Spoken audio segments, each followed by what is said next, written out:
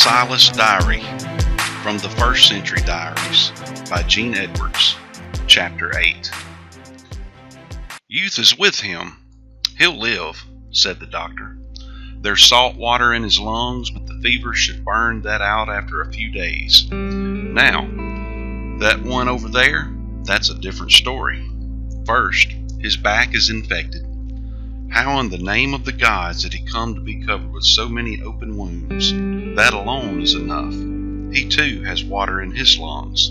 If he recovers, it will take him longer. I'd not move him if I were you. Leave him to rest until he's wholly well. I'm leaving medicine for both, but more, I leave them to the gods. You say you have friends here in Pamphylia?" "Yes," replied Barnabas, "in your capital city, Perga. But I have not yet contacted them. You will need them. At least these two will need them. For the next few weeks, it could go either way for your friend with the whipped back. Don't move him from this inn for some time. By the way, I've seen these lashes before. When you Jews disagree about your teachings, you have no limits, do you?" Paul laughed. The doctor smiled. "He hasn't lost his humor. He'll need it." After the doctor departed, Paul raised his head. "Don't let the believers know we are here. Not yet. You know the mind of the Jews. If a man is ill, it means God is punishing him." Barnabas's brow wrinkled.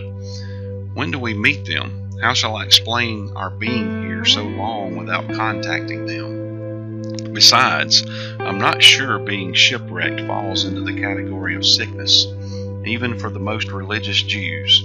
Anyway, my dear brother, these holy ones in Perga are not just Jews. They are also your brothers and sisters in Christ." Paul sank back into the matted straw. "I hope you're right. I don't look forward to being lectured on how wantonly evil I must be because I am sick." "Oh, they won't do that," replied Barnabas cheerily. "They'll just condemn you for not having enough faith." Paul's laugh turned into a series of painful coughs. The next evening, the small room where Paul and Mark lay recovering was visited by the sisters and brothers from Perga. Barnabas had followed his own counsel. For the next 2 weeks, those loving believers in Perga cared for Paul and Mark as though they had nothing else in all the world to do. "They are as beautiful in Christ as we had been told," observed Paul. In the days to come, Barnabas spent much of his free time with one of the brothers, Ahira, a giant of a man. They had met in Jerusalem at Pentecost some 17 years before. Ahira told him how a group of Jewish believers had come to exist in Perga of Pamphylia. Ahira was a merchant who derived his livelihood by buying and selling goods brought by sea to the Italia harbor. He also traded in goods that were floated down the Cestrus River, which flowed into Perga from the north.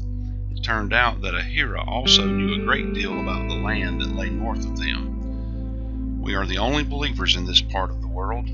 I know there are none beyond here, for I have traveled the Augustan road to Galatia many times. I go there in July." "This is April," observed Barnabas. "We can't wait till July." "Never in April. Brigands fill the mountains this time of year. You should wait until later," he counseled. Then he added, "But as of now, it is time to move Paul and Mark to my home. They should be able to make the 7-mile trip to my house. When you come, each of you will have a separate room." Ahira and his family moved out of their home and into the home of another family in the assembly, thereby leaving the whole house to the 3 brothers. And the Lord's dear people in Perga looked upon Paul's ordeal not as punishment, but as a miracle of the Lord's mercy.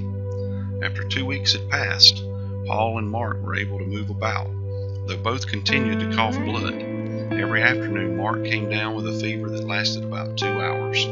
Paul's greater pain was his back, where infection persisted. For both men, strength returned slowly. One morning, Mark awoke with a burning fever. "A relapse," he moaned. "I don't think I'll ever recover." A sense of hopelessness had enveloped him. That afternoon, still burning with fever, Mark made his way to the living room where Barnabas and Paul were talking. "May I speak? I heard there's a ship leaving from Italia tomorrow." Mark hesitated. "Its destination is Caesarea." Paul's heart sank. "It can take me to Israel inside a week." Brothers, I must go home. I think I'm dying. Maybe not, but I'm no use to either of you. The two apostles sat stunned. Neither spoke. Uncle, you must let me go. Paul was not angry with Mark, but he was sorry to hear his request. Finally, he and Barnabas capitulated to Mark's desires, though they desperately needed him. What coursed through Paul's mind, however, was concern for what it would do to Mark's inner man if he turned back. Paul feared that Mark would never trust himself again if he returned to Jerusalem. Barnabas thought first of the problems Mark's leaving would create. Then he wondered how his sister would feel about Mark's giving up. He spoke one final word to Mark. Are you sure?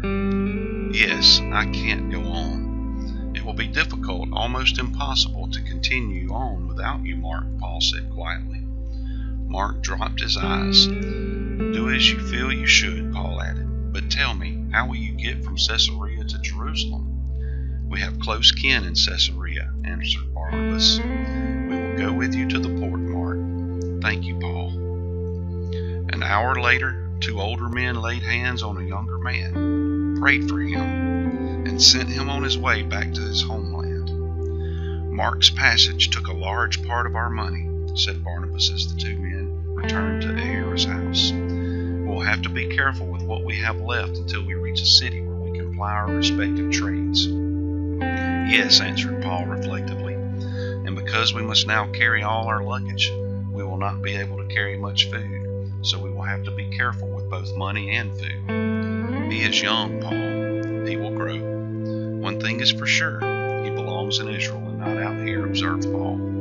That may be, but we're going to miss his help, said Barnabas as he looked northward at the road leading out of Perga.